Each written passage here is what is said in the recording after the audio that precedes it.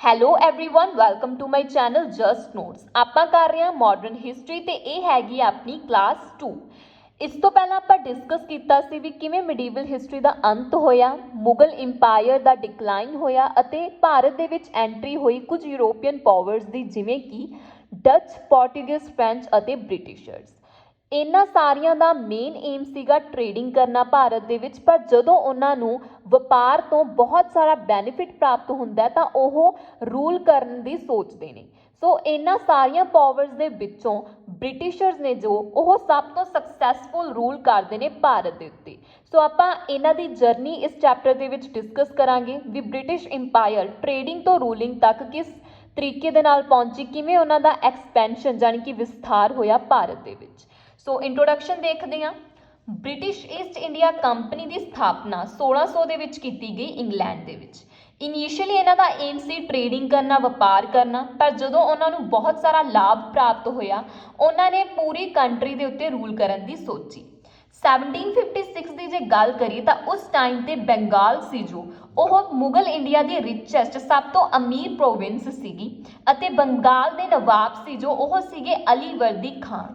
ਜਦੋਂ ਇਹਨਾਂ ਦੀ ਡੈਥ ਹੋ ਜਾਂਦੀ ਹੈ ਉਹਨਾਂ ਦੇ ਸਨ ਸਿਰਜਉਦੌਲਾ ਉਹ ਬਣਦੇ ਨੇ ਨਵਾਬ। ਜਦੋਂ ਇਹ ਨਵਾਬ ਬਣਦੇ ਨੇ ਤਾਂ ਇਹਨਾਂ ਦੇ ਵਿੱਚ ਜੋ ਰਿਲੇਸ਼ਨਸ ਪੈਦਾ ਹੁੰਦੇ ਨੇ ਬ੍ਰਿਟਿਸ਼ਰਸ ਅਤੇ ਸਿਰਜਉਦੌਲਾ ਨਵਾਬ ਸੀ ਜੋ ਉਹ ਬਹੁਤ ਹੀ ਬਿਟਰ ਹੁੰਦੇ ਨੇ, ਮਤਲਬ ਕਿ ਬਹੁਤ ਹੀ ਤੇਜ਼ੀ ਦੇ ਨਾਲ ਵਿਗੜਨੇ ਸ਼ੁਰੂ ਹੋ ਜਾਂਦੇ ਨੇ ਅਤੇ ਇਸ ਦਾ ਰਿਜ਼ਲਟ ਨਿਕਲਦਾ ਹੈਗਾ ਬੈਟਲ ਆਫ ਪਲਾਸੀ। ਪਲਾਸੀ ਦਾ ਯੁੱਧ ਹੁੰਦਾ ਹੈਗਾ ਰਿਲੇਸ਼ਨਸ ਵਿਗੜਨ ਕਰਕੇ ਅੰਗਰੇਜ਼ਾਂ ਦੇ ਵਿਚਕਾਰ ਅਤੇ ਨਵਾਬ ਸੀ ਜੋ ਬੰਗਾਲ ਦਾ। ਸੋ ਇਹ ਲੜੀ ਜਾਂਦੀ ਹੈ 23 ਜੂਨ 1757 ਦੇ ਵਿੱਚ। ਸਿਰਜਉਦੌਲਾ ਸੀ ਜੋ ਉਹ ਡਿਫੀਟ ਹੋ ਜਾਂਦਾ ਹੈਗਾ ਅਤੇ ਉਸ ਨੂੰ ਮਾਰ ਦਿੱਤਾ ਜਾਂਦਾ ਅੰਗਰੇਜ਼ਾਂ ਦੇ ਵੱਲੋਂ।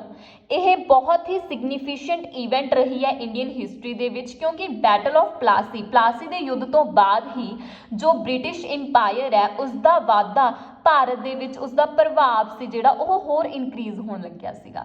ਕਾਫੀ ਸਾਰੇ ਰਾਈਟਸ ਸੀ ਜਿਹੜੇ ਉਹਨਾਂ ਨੂੰ ਉਹ ਇਸ ਯੁੱਧ ਤੋਂ ਪ੍ਰਾਪਤ ਹੋ ਚੁੱਕੇ ਸੀਗੇ। The battle paved the way for British conquest of Bengal। ਜੋ ਇਹ ਲੜਾਈ ਸੀ ਇਸ ਨੇ ਬ੍ਰਿਟਿਸ਼ਰਸ ਦਾ ਰਾਹ ਖੋਲਿਆ ਸੀ, ਨਾਲੇ ਤਾਂ ਉਹਨਾਂ ਨੂੰ ਬੰਗਾਲ ਦੇ ਉੱਤੇ ਵੀ ਜਿੱਤ ਪ੍ਰਾਪਤ ਹੋਈ ਅਤੇ ਬੰਗਾਲ ਦੀ ਜਿੱਤ ਤੋਂ ਬਾਅਦ ਪੂਰੇ ਭਾਰਤ ਦੇ ਉੱਤੇ ਵੀ ਜਿੱਤ ਦੀ ਜੋ ਕੰਟਰੋਲ ਸੀਗਾ ਉਹਨਾਂ ਦਾ ਰਾਹ ਸੀ ਜਿਹੜਾ ਇਸ ਬੈਟਲ ਦੇ ਨਾਲ ਖੁੱਲ ਚੁੱਕਿਆ ਸੀਗਾ। ਫਿਰ ਜਦੋਂ ਹੁਣ ਬੰਗਾਲ ਦਾ ਟੋਟਲ ਕੰਟਰੋਲ ਸੀ ਜਿਹੜਾ ਉਹ ਅੰਗਰੇਜ਼ਾਂ ਦੇ ਅੰਡਰ ਆ ਹੀ ਚੁੱਕਿਆ ਸੀ ਤਾਂ ਉਹਨਾਂ ਨੇ ਜੋ ਨਵਾਬ ਸੀਗਾ ਬੰਗਾਲ ਦਾ ਨਿਊ ਅਨਾਉਂਸ ਕੀਤਾ ਸੀ ਮੀਰ ਜ਼ਫਰ। ਉਹ ਬਸ ਟਾਈਟਲ ਸੀਗਾ ਉਸਦੇ ਕੋਲ ਨਵਾਬ ਦਾ, ਜੋ ਵੀ ਸਾਰੇ ਕੰਮ ਹੁੰਦੇ ਸੀਗੇ ਉਹ ਸਾਰੇ ਹੀ ਬ੍ਰਿਟਿਸ਼ਰਸ ਹੀ ਕਰਦੇ ਸੀਗੇ। ਸੋ ਨਾਲੇ ਈਸਟ ਇੰਡੀਆ ਕੰਪਨੀ ਨੂੰ ਬਹੁਤ ਹੀ ਇੰਪੋਰਟੈਂਟ ਰਾਈਟ ਮਿਲ ਚੁੱਕਿਆ ਸੀ ਰੈਵਨਿਊ ਕਲੈਕਟ ਕਰਨ ਦਾ ਅਤੇ ਫ੍ਰੀ ਟ੍ਰੇਡਿੰਗ ਕਰਨ ਦਾ ਬੈਟਲ ਆਫ ਪਲਾਸੀ ਤੋਂ ਬਾਅਦ। ਠੀਕ ਹੈ, ਆਰਥਿਕ ਲਾਭ ਵੀ ਉਹਨਾਂ ਦਾ ਇਨਕਰੀਜ਼ ਹੋਇਆ, ਕੰਟਰੋਲ ਸਥਾਪਿਤ ਹੋਇਆ, ਭਾਰਤ ਦੀ ਜਿੱਤ ਦਾ ਰਾਹ ਵੀ ਤਿਆਰ ਕੀਤਾ ਬੈਟਲ ਆਫ ਪਲਾਸੀ ਦੀ ਜਿੱਤ ਤੋਂ ਬਾਅਦ। 1764 ਦੇ ਵਿੱਚ ਮੀਰ ਜ਼ਫਰ ਦੀ ਡੈਥ ਤੋਂ ਬਾਅਦ ਮੀਰ ਕਾਸਿਮ ਨਵਾਬ ਬਣਦੇ ਨੇ। ਇਹ ਨਵਾਬ ਸੀ ਜੋ ਉਹ ਬ੍ਰਿਟਿਸ਼ਰਸ ਦੀ ਡਿਮਾਂਡ ਨੂੰ ਪੂਰਾ ਨਾ ਕਰ ਪਾਇਆ, ਫੇਲ ਹੋ ਚੁੱਕਿਆ ਸੀ। ਇਸ ਕਰਕੇ ਅੰਗਰੇਜ਼ਾਂ ਨੇ ਫਿਰ ਲੜਾਈ ਕੀਤੀ ਬੰਗਾਲ ਦੇ ਨਵਾਬ ਨਾਲ, ਜਿਸ ਨੂੰ ਨਾਮ ਦਿੱਤਾ ਗਿਆ ਬਕਸਰ ਦੀ ਲੜਾਈ, ਬੈਟਲ ਆਫ ਬਕਸਰ। ਇਹ ਕੀਤੀ ਗਈ ਅਕਤੂਬਰ 1764 ਦੇ ਵਿੱਚ। ਇਸ ਦੇ ਜੇਤੂ ਵੀ ਅੰਗਰੇਜ਼ ਰਹੇ। ਇਸ ਤੋਂ ਬਾਅਦ ਟ੍ਰੀਟੀ ਆਫ ਇਲਾਹਾਬਾਦ ਦੀ ਸੰਧੀ ਸਾਈਨ ਕੀਤੀ ਗਈ 1765 ਦੇ ਵਿੱਚ। ਕਿਸ ਦੇ ਵਿਚਕਾਰ? ਅੰਗਰੇਜ਼ ਸੀ ਸ਼ੁਜਾ-ਉਦ-ਦੌਲਾ ਅਤੇ ਮੁਗਲ ਬਾਦਸ਼ਾਹ ਸ਼ਾਹ ਆਲਮ II ਦੇ ਵਿੱਚ। ਇਸ ਦੇ ਏਮ ਕੀ ਸੀਗੇ ਇਸ ਟ੍ਰੀਟੀ ਦੇ? ਵੀ ਅਵਧ ਦੇ ਵਿੱਚ ਅੰਗਰੇਜ਼ਾਂ ਨੂੰ ਬਿਨਾਂ ਕਰ ਵਪਾਰ ਕਰਨ ਦੀ ਇਜਾਜ਼ਤ ਦਿੱਤੀ ਗਈ। ਨਵਾਬ ਨੇ ਅਵਧ ਵਿੱਚ ਅੰਗਰੇਜ਼ੀ ਫੌਜ ਰੱਖਣੀ ਅਤੇ ਉਸ ਦਾ ਪੂਰਾ ਖਰਚਾ ਦੇਣਾ ਵੀ ਮੰਨ ਲਿਆ ਵੀ ਜੋ ਅਵਧ ਸੀ ਉਸ ਦੇ ਵਿੱਚ ਬ੍ਰਿਟਿਸ਼ਰਸ ਦਾ ਵੀ ਹੁਣ ਹੌਲੀ ਹੌਲੀ ਕੰਟਰੋਲ ਆ ਚੁੱਕਿਆ ਸੀ ਅਤੇ ਬੰਗਾਲ, ਬਿਹਾਰ, ਉੜੀਸਾ ਇਹ ਤਿੰਨ ਭਾਰਤ ਦੀਆਂ ਸਭ ਤੋਂ ਪਾਵਰਫੁਲ ਸਟੇਟਸ ਸੀਗੀਆਂ ਉਸ ਟਾਈਮ ਤੇ। ਇਹ ਤਿੰਨੇ ਪਾਵਰਫੁਲ ਸਟੇਟਸ ਦਾ ਜੋ ਕੰਟਰੋਲ ਸੀਗਾ ਉਹ ਅੰਗਰੇਜ਼ਾਂ ਨੂੰ ਪ੍ਰਾਪਤ ਹੋ ਚੁੱਕਿਆ ਸੀ ਬੈਟਲ ਆਫ ਬਕਸਰ ਤੋਂ ਬਾਅਦ। ਸੋ ਇਹਨਾਂ ਦੋਵਾਂ ਬੈਟਲਸ ਤੋਂ ਬਾਅਦ ਭਾਰਤ ਦੇ ਵਿੱਚ ਜੋ ਅੰਗਰੇਜ਼ਾਂ ਦੀ ਸਥਿਤੀ ਸੀ ਉਹ ਹੋਰ ਵੀ ਮਜ਼ਬੂਤ ਹੋ ਚੁੱਕੀ ਸੀ। ਜੋ ਇੰਡੀਆ ਦੇ ਵਿੱਚ ਬ੍ਰਿਟਿਸ਼ ਇੰਪਾਇਰ ਦਾ ਐਕਸਪੈਂਸ਼ਨ ਰਿਹਾ ਹੈਗਾ, ਉਸ ਦੇ ਵਿੱਚ 3 ਗਵਰਨਰ ਜਨਰਲਾਂ ਦਾ ਬਹੁਤ ਹੀ ਵੱਧ ਚੜ ਕੇ ਹਿੱਸਾ ਰਿਹਾ ਹੈਗਾ। Lord Wellesley, lord Hasting, lord Dalhousie. 1798 ਤੋਂ 1805 ਤੱਕ ਗਵਰਨਰ ਜਨਰਲ ਰਹਿੰਦੇ ਨੇ ਭਾਰਤ ਦੇ ਲਾਰਡ ਵੈਲਸਲੀ। ਸੋ ਇਹਨਾਂ ਨੇ ਇੱਕ ਨੀਤੀ ਸ਼ੁਰੂ ਕੀਤੀ ਸੀ, ਸਬਸਾਈਡਰੀ ਏਲੀਅੰਸ, ਜਾਣੀ ਕਿ ਸਹਾਇਕ ਸੰਧੀ। ਇਸ ਦੇ ਵਿੱਚ ਕੀ ਸੀਗਾ, ਇਸ ਪਾਲਿਸੀ ਦਾ ਏਮ ਕੀ ਸੀਗਾ ਵੀ ਜੋ ਵੀ ਰਿਆਸਤ ਹੋਏਗੀ ਭਾਰਤੀ, ਉਹ ਅੰਗਰੇਜ਼ੀ ਫੌਜ ਉਹਨਾਂ ਨੂੰ ਰੱਖਣੀ ਪਏਗੀ, ਉਹਨਾਂ ਦਾ ਖਰਚਾ ਚੱਕਣਾ ਪਏਗਾ, ਉਹਨਾਂ ਦੀ ਰਿਆਸਤ ਦੇ ਵਿੱਚ ਇੱਕ ਬ੍ਰਿਟਿਸ਼ਰਸ ਦਾ ਰੈਜ਼ੀਡੈਂਟ ਵੀ ਹੋਏਗਾ ਅਤੇ ਉਹ ਅੰਗਰੇਜ਼ਾਂ ਦੀ ਸਲਾਹ ਤੋਂ ਬਿਨਾਂ ਕੋਈ ਵੀ ਕੰਮ ਨਹੀਂ ਕਰਨਗੇ। ਇਹ ਸਾਰੀਆਂ ਸ਼ਰਤਾਂ ਜੇ ਕੋਈ ਵੀ ਰਿਆਸਤ ਮਨਜ਼ੂਰ ਕਰਦੀ ਹੈ ਤਾਂ ਉਹਨਾਂ ਨੂੰ ਬਦਲੇ ਦੇ ਵਿੱਚ ਕੋਈ ਵੀ ਇੰਟਰਫੇਰੈਂਸ, ਅੰਦਰੂਨੀ ਗੜਬੜ ਨਹੀਂ ਮਿਲੇਗੀ। ਜੇਕਰ ਬਾਹਰੋਂ ਕੋਈ ਹਮਲਾ, ਅਟੈਕ ਹੁੰਦਾ ਤਾਂ ਉਸ ਸਮੇਂ ਉਹ ਰਿਆਸਤ ਦੀ ਰੱਖਿਆ ਵੀ ਕੀਤੀ ਜਾਏਗੀ। ਸੋ ਇਹ ਉਹਨਾਂ ਨੇ ਬ੍ਰੇਨ ਲਗਾਇਆ ਬ੍ਰਿਟਿਸ਼ਰਸ ਨੇ ਵੀ ਲੜਾਈਆਂ ਤੋਂ ਬਿਨਾਂ ਹੋਰ ਕਿਸ ਤਰੀਕੇ ਦੇ ਨਾਲ ਵਿਸਥਾਰ ਕੀਤਾ ਜਾ ਸਕਦਾ ਹੈਗਾ। ਤਾਂ ਇਹ ਬਹੁਤ ਇੱਕ ਅਚੀਵਮੈਂਟ ਰਹੀ ਹੈ ਬ੍ਰਿਟਿਸ਼ਰਸ ਦੀ ਸਬਸਾਈਡਰੀ ਏਲੀਅੰਸ ਨੂੰ ਚਲਾ ਕੇ। ਕਿਹੜੀਆਂ ਸਟੇਟਸ ਨੇ ਇਹ ਅਸੈਪਟ ਕੀਤਾ ਸੀ?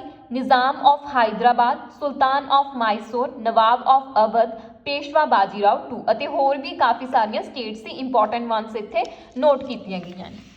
1813 ਤੋਂ 1823 ਤੱਕ ਰਹੇ ਨੇ ਲਾਰਡ ਹੈਸਟਿੰਗਸ। ਇਹਨਾਂ ਨੇ ਨੇਪਾਲ ਦਾ ਯੁੱਧ ਕੀਤਾ, ਕਾਫੀ ਸਾਰੇ ਏਰੀਆਜ਼ ਭਾਰਤ ਦੇ ਅੰਡਰ ਲਿਆਂਦੇ ਗਏ ਅਤੇ ਮਰਾਠਾ ਦਾ ਜੋ ਮਰਾਠਾ ਪਾਵਰ ਸੀ ਭਾਰਤ ਦੇ ਵਿੱਚ, ਉਸ ਦਾ ਐਂਡ ਵੀ ਲਾਰਡ ਹੈਸਟਿੰਗ ਦੇ ਟਾਈਮ ਪੀਰੀਅਡ ਦੇ ਵਿੱਚ ਕੀਤਾ ਗਿਆ।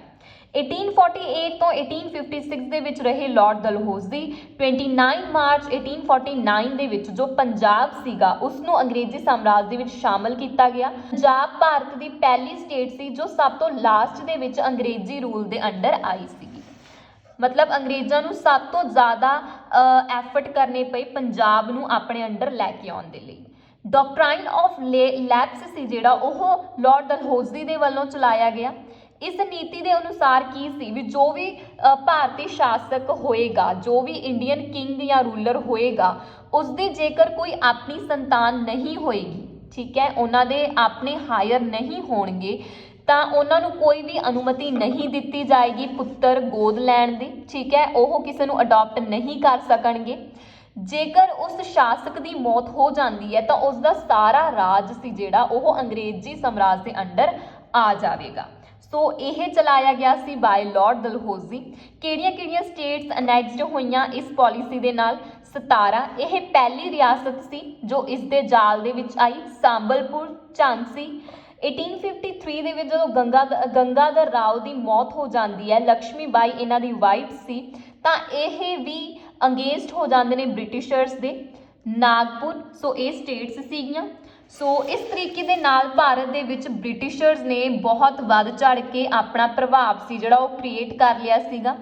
ਸੋ ਇਹ ਸੀ ਆਪਣੀ ਕਲਾਸ ਜਿਸ ਦੇ ਵਿੱਚ ਡਿਸਕਸ ਕੀਤਾ ਗਿਆ that how Britishers expand their power in India. So thank you so much.